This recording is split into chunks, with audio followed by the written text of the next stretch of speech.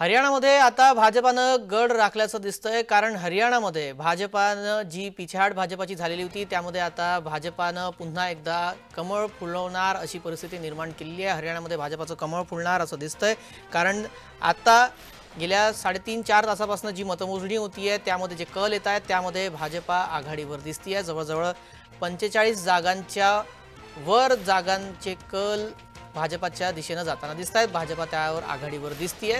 संपूर्ण 90 जागांचे कल आता आलेले आहेत। मतमोजणी सुरू आहे। प्रत्येक टप्प्यानुसार ज्यावेळेला मतमोजणी होणार त्यानंतर अधिक स्पष्टता येणार।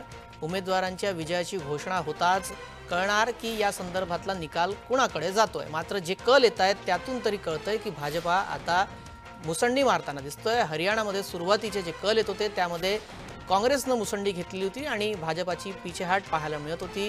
त्यानंतर आता काँग्रेस मागे गेली आहे आणि भाजपा आघाडीवर दिसती आहे। भाजपाच्या जवळजवळ 48 जागा येताना दिसतात। 45 जागांच्या वर म्हणजे बहुमताचा आकडा भाजपानं पार केलेला दिसतोय। त्यामुळे हरियाणामध्ये तिसऱ्यांदा भाजपाचं सरकार येणार अशी चिन्ह दिसतात।